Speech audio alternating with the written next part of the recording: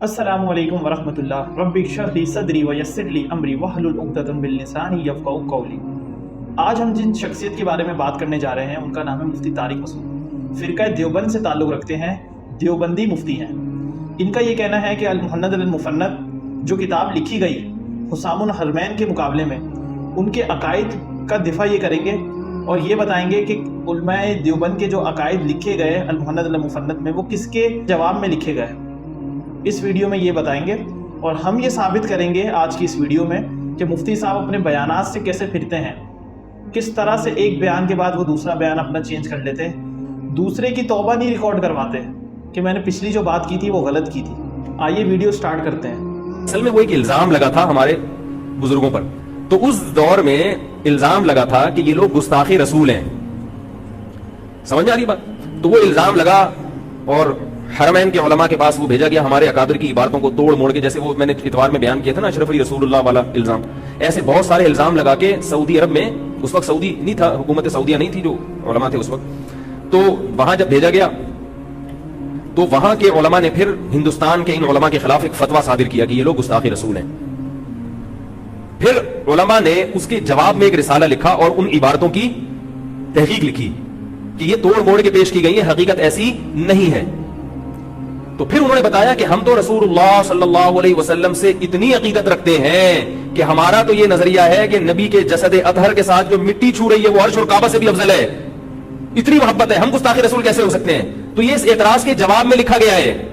इसमें इन्होंने कहा कि नबी करीम सल्लल्लाहु अलैहि वसल्लम की कब्र मुबारक अल्लाह के अर्श से अफजल है। ये अकीदा इन्होंने घड़ा जो अल-मुहन्नद अल-मुफ़न्नद में लिखा हुआ है। अब ये इसमें कहते हैं कि ये रख भी लें तो ठीक, नहीं रखें भी तो ठीक, आपकी मर्जी है। अच्छा, पहली ये बात है कि अकीदा जो है ना वो किताब और सुन्नत से नक्स से साबित होता है। दो चीज़ें हैं, एक उसूलुद्दीन है और एक फ़रूउद्दीन है। एक होता है फ़रूई मसले जिनको हम फ़रूई मसले बोलते हैं, एक होता है अकीदे का मसला। ये अकीदा है कि आप सल्लल्लाहु अलैहि वसल्लम की कब्र मुबारक अल्लाह के अर्श से अफजल है, तो ये अकीदा कुरान और सुन्नत से साबित होगा ना। जब 2018 में इंजीनियर साहब की जब वीडियो अपलोड हुई तो उसके बाद इन्होंने अपना बयान ही चेंज कर लिया।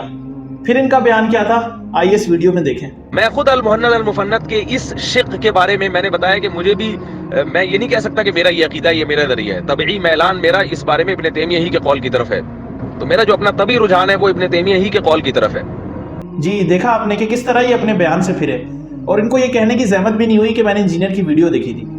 2018 में इनकी ये वीडियो आई, उसके बाद 2018 में ही तारिक मसूद साहब का दोबारा बयान आया।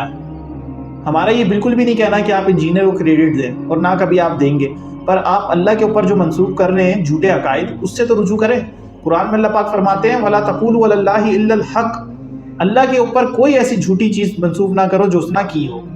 और इन्होंने इतने आराम से कह दिया कि मेरा तो इब्न तैमिया वाला मौक़िफ़ है। सर, इब्न तैमिया ने तो पहले से बात की हुई थी, आपको अभी क्या जहमत पड़ी कि रुजू रिकॉर्ड करवाने की? क्योंकि 2013 में इंजीनियर साहब का बयान आया, उसी के बाद इन्होंने अपना रुजू रिकॉर्ड करवाया।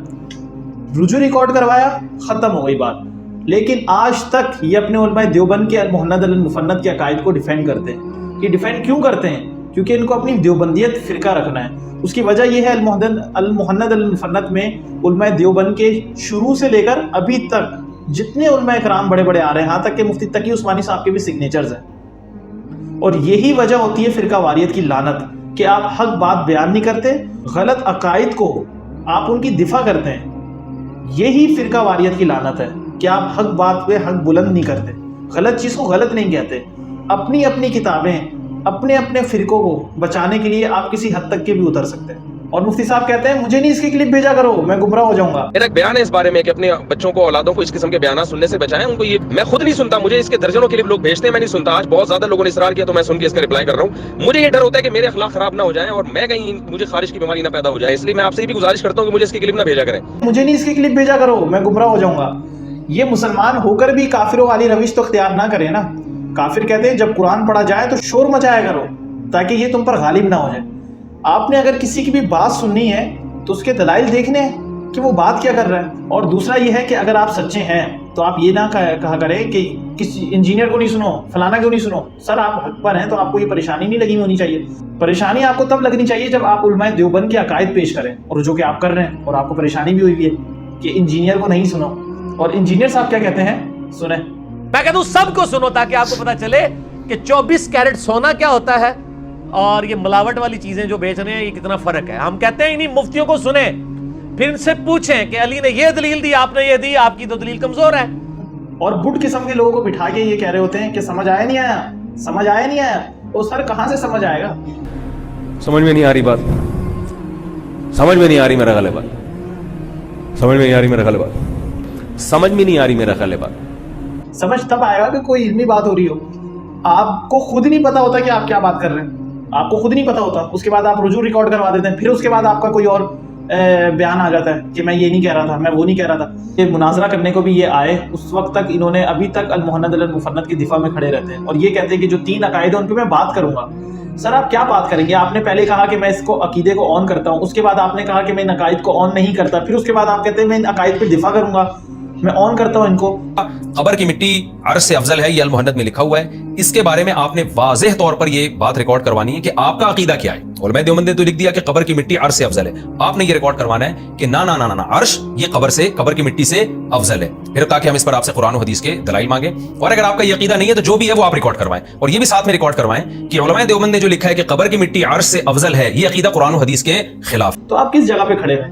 آپ کسی ایک جگہ پہ نہیں کھڑے ہوئے, آپ کے قول اور فعل میں تضاد ہے. ویڈیو کو اینڈ کرتے ہوئے میں یہی کہوں گا, نہ میں وہابی نہ میں بابی, میں ہوں مسلم علمی کتابی.